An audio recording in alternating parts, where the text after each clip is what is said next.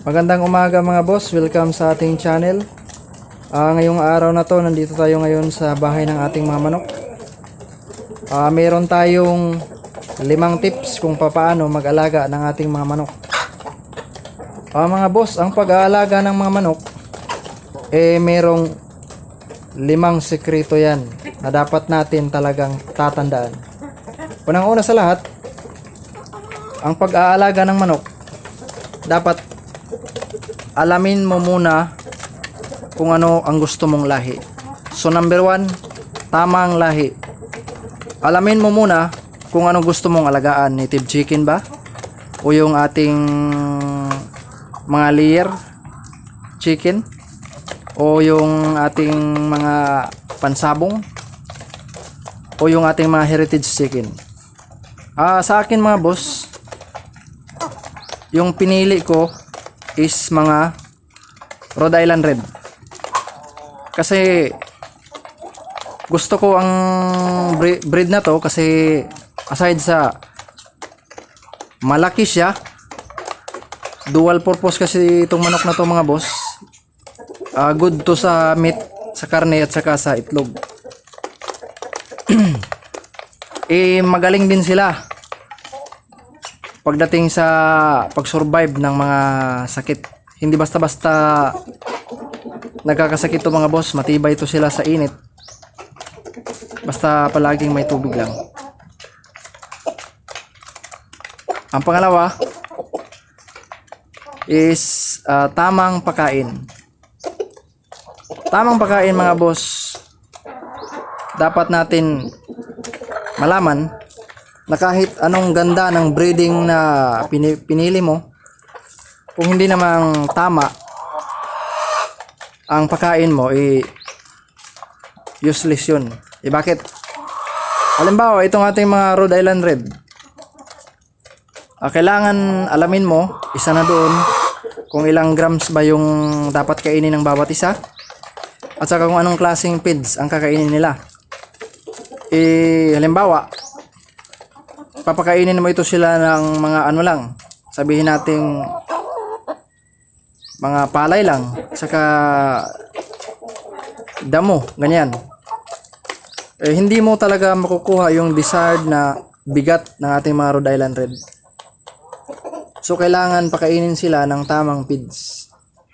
Simula nung sila ay di old chick pa lang, hanggang papasok tayo sa starter, saka starter ng kanilang feeds, grower, at saka papasok na sila ngayon sa layer feeds.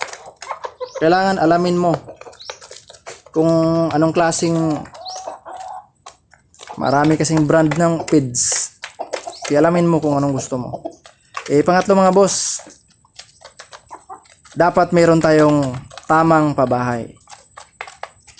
Hindi naman nating sinasabi na hindi natin paarawan o kaya maulanan mo lang minsan yung ating mga manok.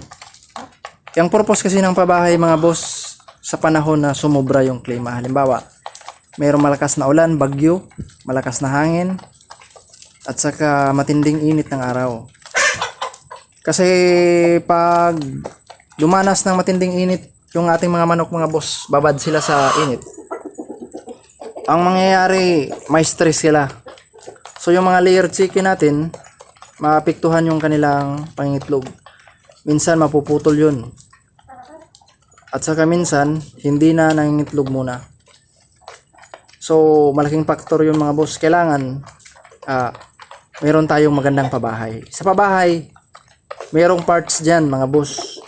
Una, kailangan mayroon kang roasting nila, yung dapuan ng mga manok. Yung sa amin, 45 degree yung aming dapuan. Tapos nakaharap yun sa kanilang nesting boxes. Pangalawa nga pala mga boss, sa part ng ating bahay, sa ating mga manok, meron tayong nesting boxes. At saka yung mga boxes natin mga boss, dapat nakaharap yun sa kanilang dapuan. Kasi yung karakteristik ng ating mga barakong manok, inoobserbahan nila yung mga babae nila habang nangingitlog. Nature nila yun mga boss, kasi descendant to ng mga red fowls yung ating mga manok.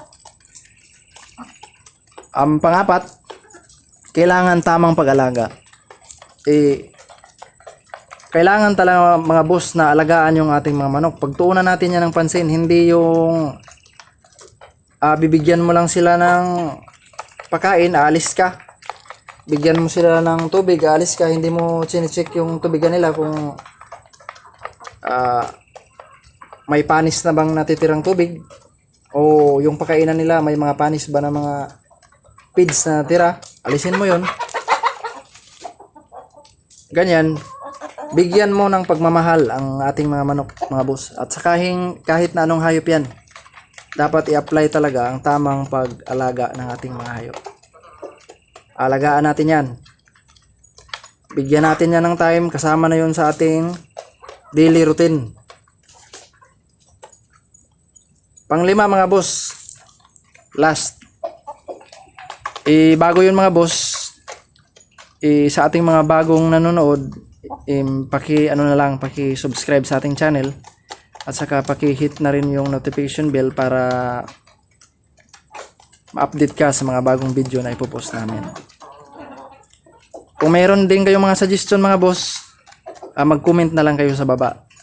At saka maraming salamat doon sa comment niyo. Okay, pasok tayo mga boss sa last nating tip. Yung tamang pag-apply ng kanilang medisina. Mga boss, kailangan talagang alam natin yan. Kailangan hindi man natin ma-perfect, pero dapat mayroon talaga tayong kahit paano may knowledge tayo sa pag-apply ng medisina nila. Kung anong klaseng gamot ang gagamitin sa sipon, sa kanilang halak, o halimbawa tinamaan sila ng kurisa, ilang porsyento ng gamot yung i-apply natin, gaano kadalas yung gamot natin i-apply, at saka yung vitamins nila. Kung paano natin i-apply yun, paano natin gagamitin, anong klase ng vitamins yung para sa ating mga manok. Saka yung dosage nila, i-check natin yan.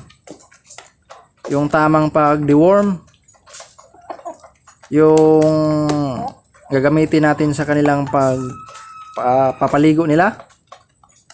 Importante yun mga boss, dapat malaman natin. Dahil kahit gaano kagandang lahi yung manok natin, kung hindi naman tama yung pagkain mo, hindi naman tama yung pagpabahay mo, pag-aalaga mo, at saka pag-apply mo ng mga medisina, useless yun. Kahit rin gaano ka ganda yung pagkain mo, kung hindi tama yung lahi na pinipili mo, mayroong questionable pa rin sa isip mo, o sabihin natin pagsisisi ng konti, o panghihinayang sa gasto mo dahil hindi gusto mo yung lahi na napili mo. Useless pa rin yun mga boss. Kahit na mayroon tayong tamang pabahay, kung hindi tama yung pagkain, hindi tama yung lahi niya, hindi tama yung pag-aalaga, at saka pag-apply ng medisina, magiging useless rin yun mga boss. At saka kahit anong ganda ng pabahay, lahi, at saka pag-aalaga, anong pagkain, kung hindi naman tama yung pag-aalaga natin, kapag nagkasakit yung ating mga manok, malulugi pa rin tayo, o useless yung natin, hirap. O kahit naman tama ang lahi niya, tama ang pagkain niya, tama ang pabahay at pag-aalaga, sa panahon naman hindi tama yung pag-apply ng medisina mo, may tendency pa rin yun na may mangyaring masama sa ating mga manok. Halimbawa, sipon ang sakit niya. Ngayon hindi mo alam kung anong gamot ang dapat na i-apply dyan. In-applyan mo ng iba. So, useless yun. Hindi magagamot yung sakit niya dahil hindi specific yung gamot mo. Sayang yung pagod natin at saka yung gasto natin. So, yung 5 pillars ng ating pag-aalaga ng mga manok mga boss, hindi dapat yan makakalimutan. At dapat lagi natin tatandaan yan. Huwag natin kakalimutan mga boss. Tamang lahi, tamang pagpapakain, tamang pabahay, tamang pag-aalaga at tamang pag-apply ng medisina. Ayun lang muna mga boss sa araw na to. Maraming salamat sa panonood nyo.